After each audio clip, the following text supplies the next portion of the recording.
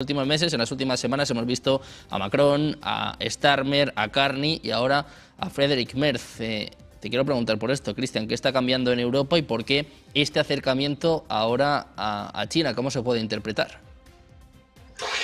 Yo te escuchaba ahora en la introducción de la pregunta y recordaba un proverbio árabe, ¿no? Que dice, siéntate en la puerta de tu casa y verás pasar el cadáver de tu enemigo, ¿no? Y cómo desfilan los europeos delante del líder chino, que tuvo que soportar muchos desplantes, muchas declaraciones ofensivas, cuando Europa calificó a China muchas veces de enemigo, de rival, de amenaza, todo esto por las directivas que le bajaba la administración Biden, ¿no? Como he referido en alguna oportunidad, ¿no? Como también tuvo al mundo en vilo cuando hicieron esas aventuras alocadas, como Nancy Pelosi yendo a Taiwán en una visita oficial, ¿no? Algo que obviamente cruzaba líneas rojas para Beijing.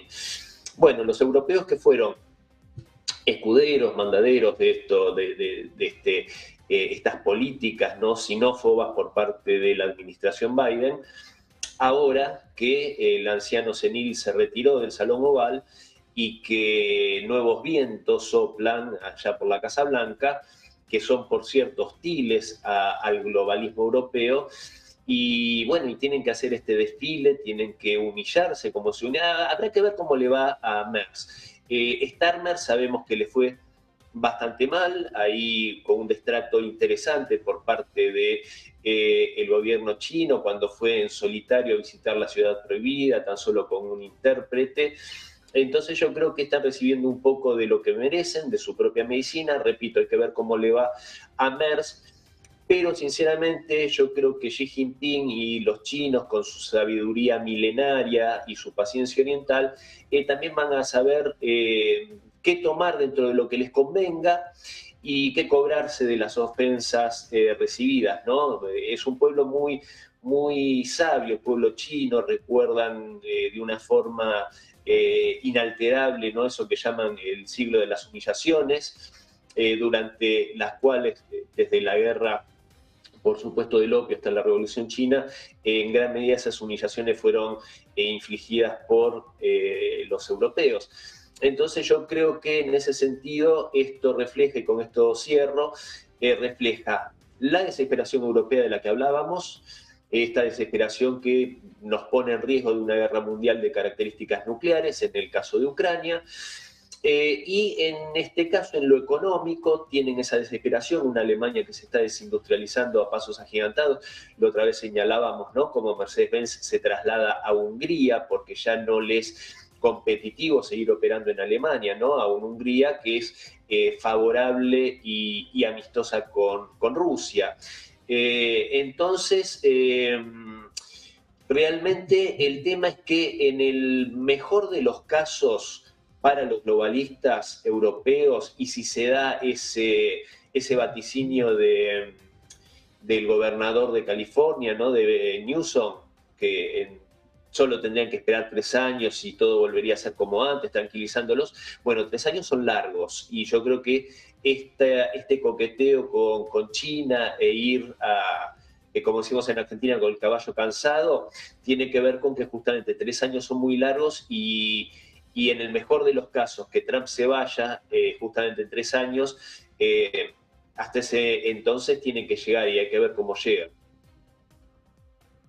Pues hay que ver cómo, cuándo llega, si es que hay un sustituto para Donald Trump, si es que no es J.D. Vance, que puede ser incluso peor para los intereses europeos, y también hasta qué punto pueden engañar a China, ¿no? De alguna forma pueden resetear la relación. Hemos hablado de varios líderes europeos, de Merz, de Macron, también Sánchez viajaba a China. Paco, te quiero preguntar por esto, si es que se ha puesto de moda o si crees que, bueno, que es el momento, ¿no?, que Europa también pues tiene que buscarse la vida. Hombre, el diablo está en los detalles, ¿no?, dice el dicho castellano. Hemos visto las últimas visitas de Starmer, de Sánchez, de Merz, y vemos cómo los reciben en el aeropuerto, ¿no? Funcionarios de segunda fila les reciben a los pies de la escalera. no hay alfombra roja, no hay un destacamento para que pasen revistas, etcétera. Nada que ver como cuando reciben a Putin o al secretario general de Corea del Norte, ¿no? Nada que ver, ¿no? China, no, o sea, no van a engañar a China nunca. China es consciente, además, de, por mucho que intenten ahora, estén dando un giro a algunos dirigentes europeos de pretender separar a China de Rusia para que China mire otra vez hacia estos países, yo creo que China no va a caer en esa trampa.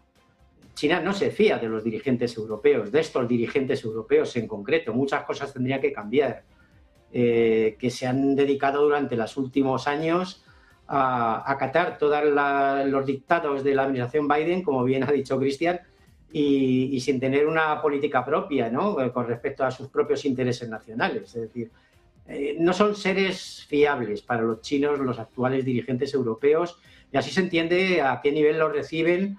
Y al margen de que los chinos tienen esa mentalidad oriental, donde parece que no existe la palabra no, pero en el fondo ellos saben lo que tienen que hacer con ellos y cómo manejarlos, ¿no? Además, China es muy consciente de que ellos siguen considerando a China el adversario sistémico, creo que lo definían, ¿no?, en la última cumbre de la OTAN de Madrid. A China era el adversario principal de la OTAN, y eso los chinos lo saben, ¿no? Y luego, por otra parte, China tiene la sartén por el mango. En el comercio internacional, ahora mismo en Europa, son el principal socio comercial de todos los países europeos prácticamente, no sé si queda alguna excepción. Eso lo ha perdido Estados Unidos, y por su parte Europa ha perdido pues todas las posiciones que mantenía en el plano externo en aras de Estados Unidos, ¿no?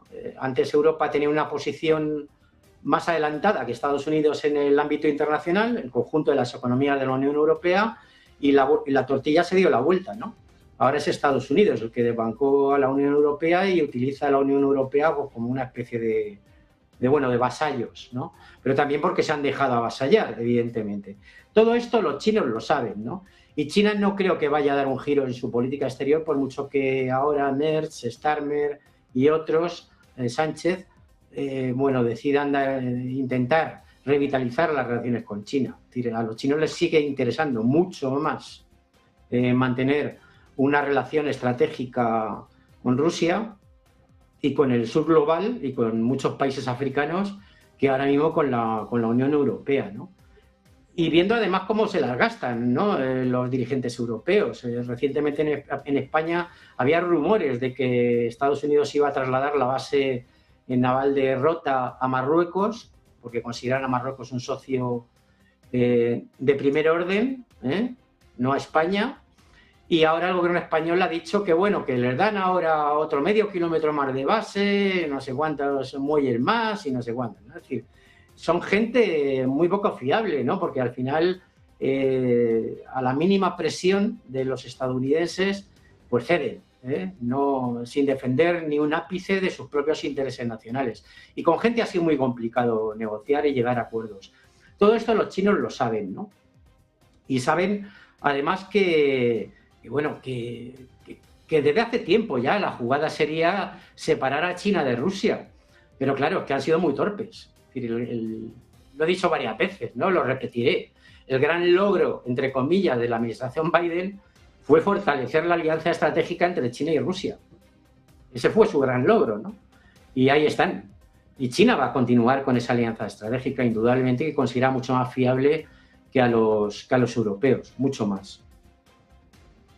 Precisamente, hablando de los europeos y hablando de China, estábamos comentando antes, ¿no?, el hecho de que Francia y Reino Unido, según el Servicio de Inteligencia Exterior de Rusia, bueno, pues que estarían pensando suministrar armas nucleares a Ucrania, y hoy hemos visto la respuesta por parte de China. Mao Ning, la portavoz del Ministerio de Exteriores, decía que no se puede librar una guerra nuclear. Dice que el marco para un acuerdo en Ucrania está poco a poco acercándose, y además ha respondido directamente a Estados Unidos. Dice que Estados Unidos ya no sabe qué hacer hacer para justificar las pruebas nucleares. Saben que el Pentágono también hace un par de semanas acusaba a China de pruebas nucleares secretas y ahora, bueno, pues China ha respondido tanto a estos informes sobre Francia y Reino Unido como directamente a Estados Unidos. Te quiero preguntar también por esto, Cristian, porque el peso de China es innegable, ya no solo en la guerra de Ucrania, sino también por bueno, la importancia que tiene a nivel económico. Lo estamos viendo, ¿no? También precisamente con este viaje de los líderes europeos, y parece que empieza a perder la paciencia, sobre todo con estas acusaciones en torno a las pruebas nucleares, ¿no? Es un tema muy serio y encima es que el tratado de New START ahora mismo ha caducado. O sea, ahora mismo no tenemos ningún tratado, ningún acuerdo. Sí, lo que pasa que, a ver, China ha demostrado que es una potencia mundial de primer orden, es una de las 3 grandes potencias. Yo, sinceramente, no soy economista ni quiero serlo, pero cuando se marca que es la segunda potencia industrial, económica, etcétera, yo creo que si hacemos un cálculo global de su capacidad económica, su capacidad industrial, comparada con Estados Unidos y sumando la deuda brutal que tienen los Estados Unidos, yo creo que indudablemente China es la principal potencia en esos ítems. En el ítem militar, sin duda, Rusia es la principal potencia al día de hoy, está demostrando que es el mejor ejército del mundo, con práctica en combate en una guerra muy dura, y con un arsenal nuclear de primer orden, el más grande, y aparte con la tecnología como para poder poner esas bombas nucleares en donde quiera sin que puedan ser interceptadas, con la capacidad del dron submarino Poseidón, de los misiles hipersónicos, etcétera. Entonces, evidentemente, Estados Unidos, como lo hemos referido en varias ocasiones, quiere seguir marcando las reglas, quiere seguir mostrando fortaleza y paradójicamente está muy débil. Está, justamente lo acabo de referir, en el ámbito nuclear está muy atrasado, a pesar de que es la segunda potencia a nivel nuclear, pero está muy atrasado respecto a todo el desarrollo de Rusia e incluso de China, que tiene no esa capacidad, pero tiene armamento hipersónico que Estados Unidos no tiene y no tiene Occidente. Entonces yo creo que en ese sentido la desesperación que tiene Donald Trump, nadie que es fuerte necesita decir cada 10 minutos lo fuerte que es, lo maravilloso que es y toda la fortaleza y lo indestructible que es. Donald Trump lo dice cada 10 minutos porque tiene que soslayar la debilidad, tiene que evitar que se note esa debilidad. Paradójicamente se le nota más. Entonces, en todo esto que marcaba Paco también, en cierto sentido, ¿no? de respecto de esta debilidad de Estados Unidos, ¿no? En el ámbito económico, pero también hay que marcar que incluso está debilitado a nivel moral, a nivel social. O sea, lo de Epstein no desnuda simplemente la degradación moral de una élite, que sí lo hace, de una élite económica, política, sino también cómo se van relativizando los fundamentos morales de una sociedad que es capaz de admitir en cierta medida que esas cosas pasen. Entonces, yo creo que Donald Trump tiene una desesperación muy grande en muchos ítems, ¿no? En el militar, el económico, el industrial, el social, una sociedad. Lo veíamos en este discurso de la Unión, ¿no? Como el año pasado, pero tal vez más polarizado todavía, más dividido, o sea, representado por esos republicanos aplaudiendo cada 5, ¿qué digo? Cada 5 minutos, cada 2 minutos, y los demócratas muy contrariados y algunos de ellos lanzando epítetos. Entonces, yo creo que eso es lo que hace que Estados Unidos y Donald Trump, presa de esta desesperación, cometan también muchos dislates. Esto que marca China es muy cierto, y paradójicamente, y gracias a Dios hay que decirlo, y con esto cierro, en el Kremlin y en Beijing hay líderes políticos que son estadistas de clase mundial, tal vez los más grandes entre los más grandes de la historia de sus países, y que son moderados, que tienen templanza y que son capaces de poner un poco de tranquilidad en un tablero mundial que si no sería, creo que absolutamente caótico. Bueno, pues China y Rusia, que están respondiendo a estas acusaciones nucleares por parte de Estados Unidos, el Pentágono, que lleva tiempo advirtiendo sobre estas supuestas pruebas nucleares secretas que China habría realizado en 2020, y hoy Pekín respondía tanto a estas acusaciones como a lo que estábamos comentando antes, ¿no? El hecho de que tanto Francia como Reino Unido estuviesen dispuestos a suministrar armas nucleares a Ucrania. Lo peligroso de esto es lo que comentábamos antes, Paco, que es que ahora mismo no hay ningún acuerdo nuclear. O sea, es la ley de la selva, ¿no? La ley del más fuerte. Pero claro, hablando de armas nucleares, esto es muy peligroso. Sí, el tratado New START o START 3 caducó ya, pero ahora mismo no hay ningún acuerdo entre las dos superpotencias nucleares de limitación de armas estratégicas. Está por ahí la propuesta de Rusia de que mientras no se firme un nuevo acuerdo se mantenga la limitación actual, pero claro, no está en vigor el tratado y cualquier cosa puede ocurrir. Y estas últimas declaraciones de Estados Unidos de la administración Trump en relación con China confirman lo que ya se ha dicho hace unos días en relación con las negociaciones del nuevo tratado START, que es que Estados Unidos ha parado el reloj de las negociaciones precisamente por la obsesión que tiene con meter a China en el asunto. Es decir, ellos quieren que China entre ahí en ese tipo de tratado que hasta ahora era privativo de la Unión Soviética y Estados Unidos, o de Rusia y Estados Unidos ahora, para controlar las armas estratégicas chinas. Claro, cuando además estamos en un mundo en el que el 90% de las armas estratégicas, de las cazas nucleares, están en manos de Estados Unidos y de Rusia. Es decir, no llega ni por asomo China, aunque tuviera 600 misiles nucleares, vectores nucleares o cabezas nucleares, a una mínima porción de las que tiene Rusia o las que tiene Estados Unidos, que tienen, en el caso de Rusia, que es la que más tiene, más de 5.400 creo, y Estados Unidos en torno a 5.000, ¿no? Es decir, que no es comparable, ¿no? Lo que plantea Estados Unidos es meter a China en este tipo de negociaciones para controlar la proliferación,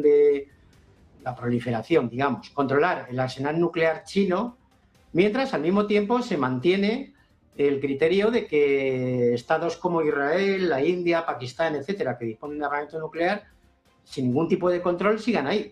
Es decir, y que nadie los controle ni estén sujetos a ningún tipo de limitación ni nada parecido. Nadie sabe cuántas cabezas nucleares, de cuántas cabezas nucleares dispone Israel, por ejemplo, ¿no?